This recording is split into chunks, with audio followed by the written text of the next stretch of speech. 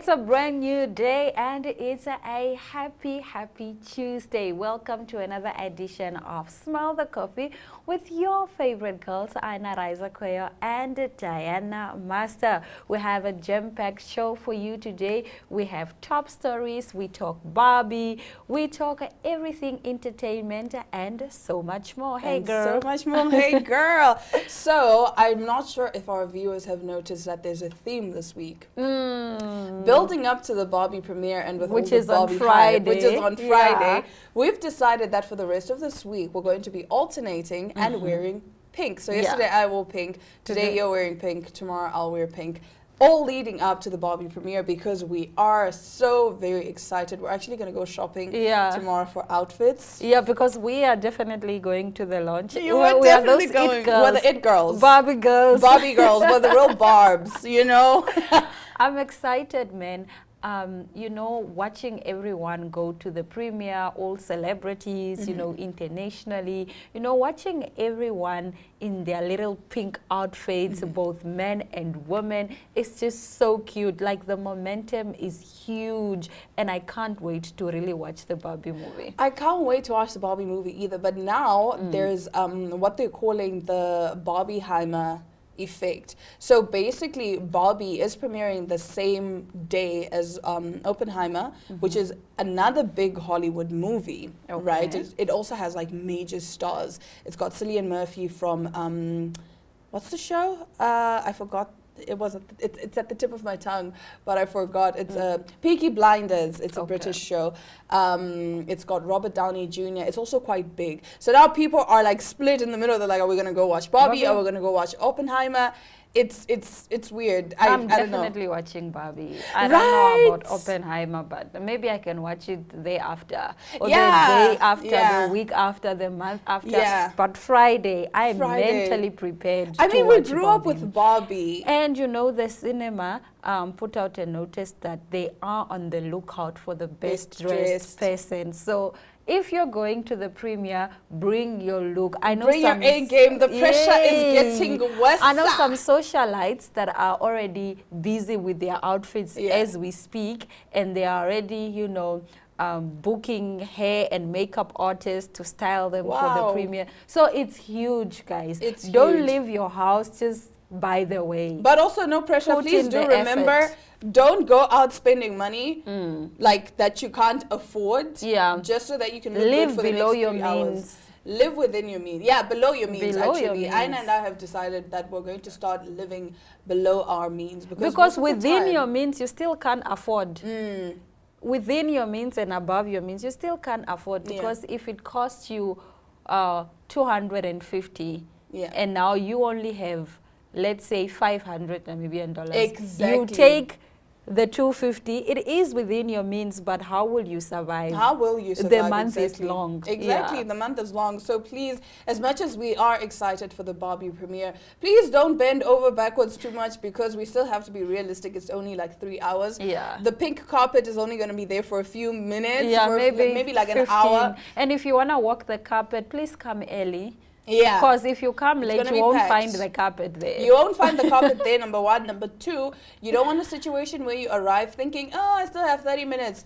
Speaking from first-hand experience, you need to get your tickets early. You need to be there early. Yeah. Because the queues are going to be to even get the best seat. To even get the best seat, exactly. Because you don't want a seat that's right in front, because then you're constantly just like looking up. It's very uncomfortable. Yeah. You want like right in the middle, getting towards the back. Those are some of the best seats in the cinema. But yeah, just a few tips from me. Get your tickets, arrive early. So that you can buy your snacks early as well. Because you don't want a situation where you get there thinking you have all the time in the world and you see this long line, you still want to buy your popcorn and your snacks. You get there, the movie is already like 5 minutes in. Yeah. Yeah. But we will be right back with more interesting Smell the Coffee top stories right after this break.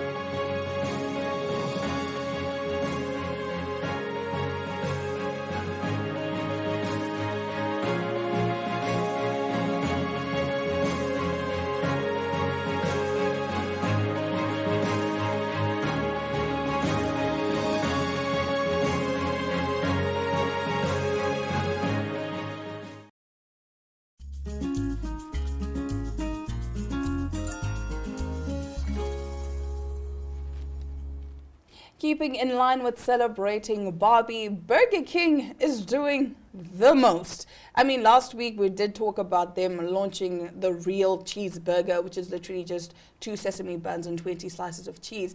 But now, for something a little interesting, Burger King Brazil has launched a meal inspired by Barbie to mark the release of the new movie. A burger dressed with a bright pink sauce has been unveiled by Burger King in Brazil as part of a themed meal to herald the release of the new Barbie movie.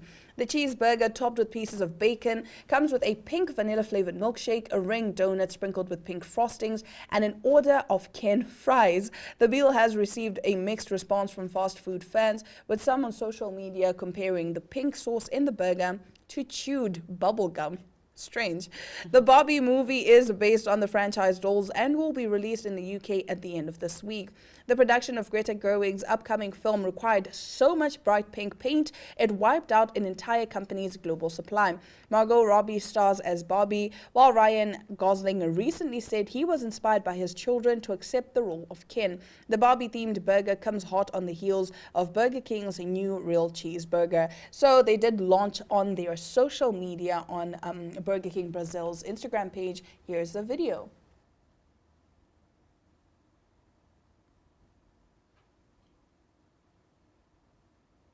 So yeah, man.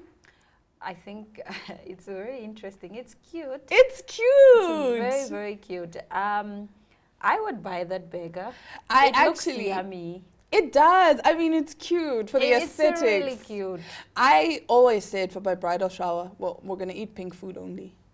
Really? Like what? Like pink burgers. Okay, obviously we can't have so pink much fries. going on at your bridal shower. For the wedding itself, the whole wedding. It's a lot. It's something that you need to mentally prepare for. So when I saw that, I was like, oh my goodness, that is so cute. So there's going to be pink sushi.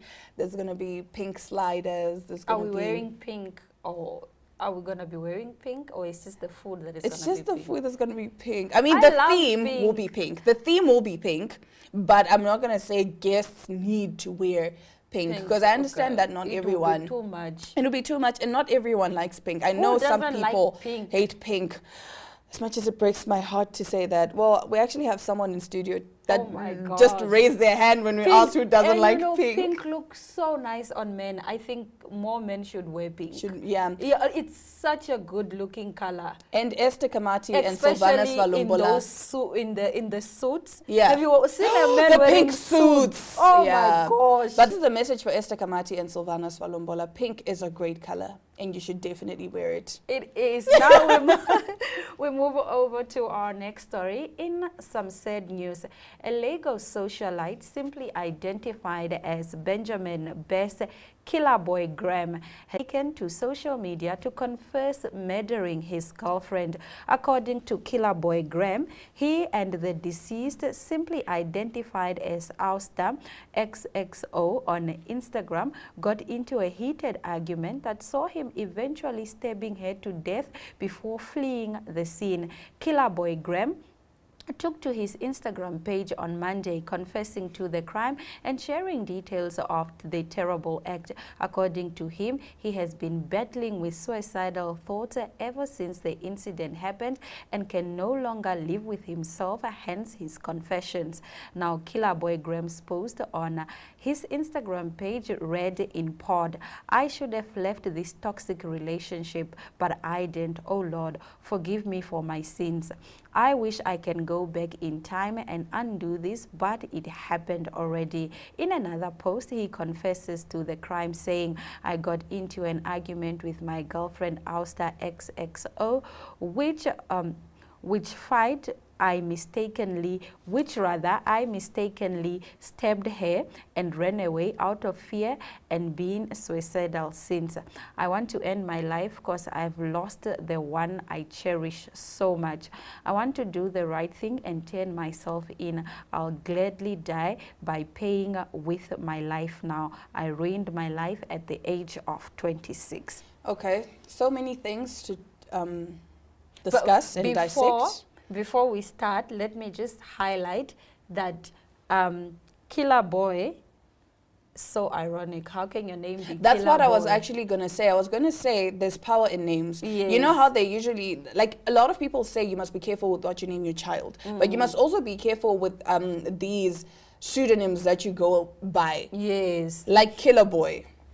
Yeah, sure. In It's that just a time, name. it's just a name. But it goes back to what we said the other time about words having power. Yeah. So it is quite ironic that as Killer Boy, You would kill someone. you would kill someone. But Killer Boy is now saying it was an accident, right? And that he stabbed the girl out of self-defense. It is he saying that she brought the knife to wherever they were. And then this big, huge argument erupted. And so then somewhere, somehow, the knife ended up being in Killer Boy's hands. And so then he stabbed her. But what is ironic is that some reports are saying that, yes, she was stabbed, but some of her body parts were missing. Okay. So where did the body parts go to? Since Killer Boy is It's now claiming saying that it was he an fled accident. the scene and it was an accident. Okay, so first of all, if you're truly sorry, why must you go post on social media about everything? That for me is telling me that in a way he's looking for public sympathy. Because if he was truly sorry, there's no way. In a way, it's like he's proud of what he did. Because by posting on social media, please feel sorry for me because this was actually an accident and I'm so suicidal right now and whatnot and whatnot. That doesn't give me genuine vibes. It doesn't And tell the me funny that this thing man is that truly he apologetic. posted the message that he sent to the girl's mother. Exactly, which The is what I'm whole saying. apology text, he posted it, I read it, and he was just, oh no, forgive me. I and loved your daughter I loved your and daughter, whatnot. and That so for forth. me, it's something that is so private. This is someone's life we're talking about. It's not, oh, I cheated on my girlfriend, public apology. You murdered someone, right? Why would you go post on social media? So you want people to feel sorry for you and be like, oh, but at least he did the right thing. He's owning up. This is different. It's not you stole something and now you're owning up to it. It's not you cheated on your girlfriend and you're owning up to it and apologizing on social media. Why are you showing screenshots of the messages that you sent to this girl's mother? This is a very sensitive time for the family, for this girl's family.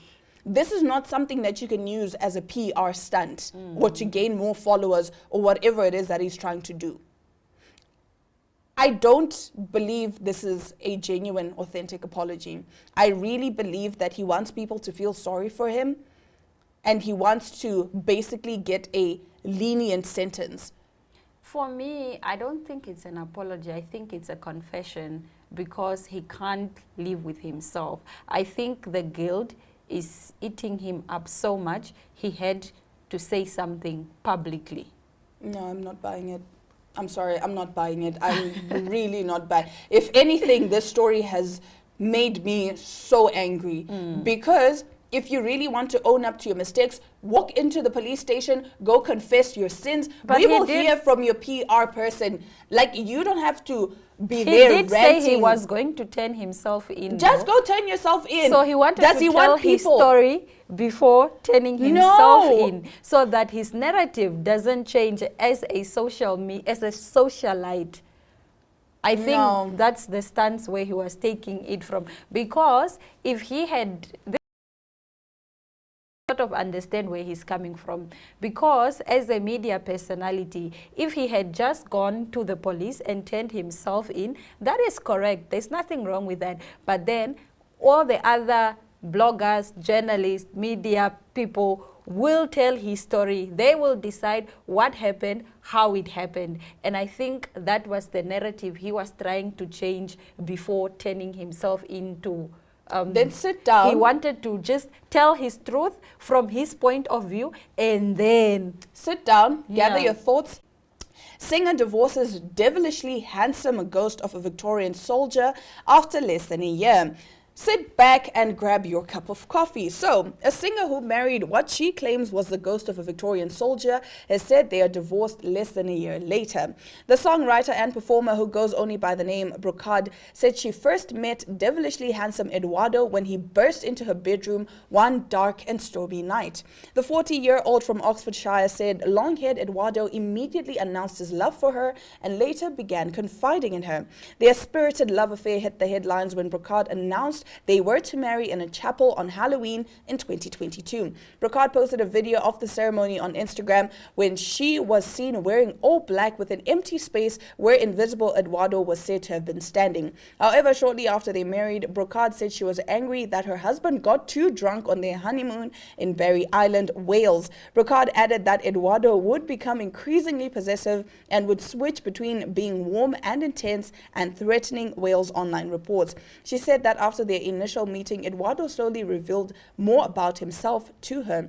She said, "I saw his images as a Victorian soldier. He was always in uniform even on our wedding day. His face is devilishly handsome, shoulder-length unruly hair. He looks lived in, well-worn, troubled almost. There's a pain attached to his being." The songwriter, poet and performer also said she got tired of Eduardo's unsettling fascination with Marilyn Monroe. Brocard claims the soldier's crush on the late iconic Hollywood actress began on their wedding day when she spotted the spirit of Monroe in the chapel. She claims the soldier would disappear for days before returning, smelling of Chanel No. 5. This is, I have no comment. What can I say? But it is an interesting story. The marriage has dissolved. We get to talk to John K., who's official artist. Stay tuned.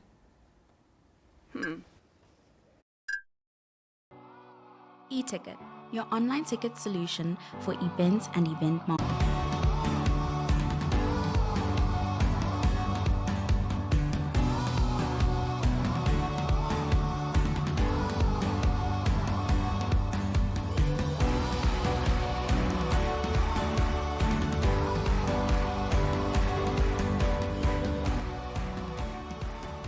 For more information, contact events@nhh.com.na.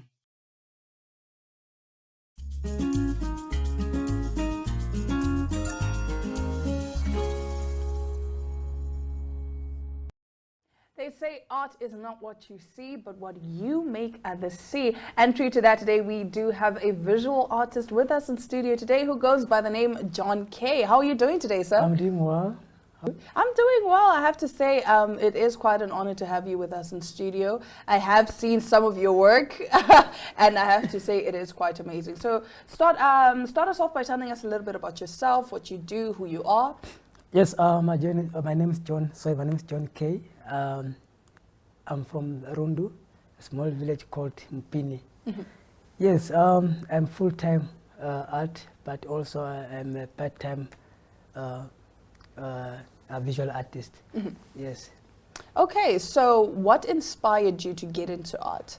You know, I like doing mixed media painting, especially collecting the waste materials and make them to make an art. That's what my favorite.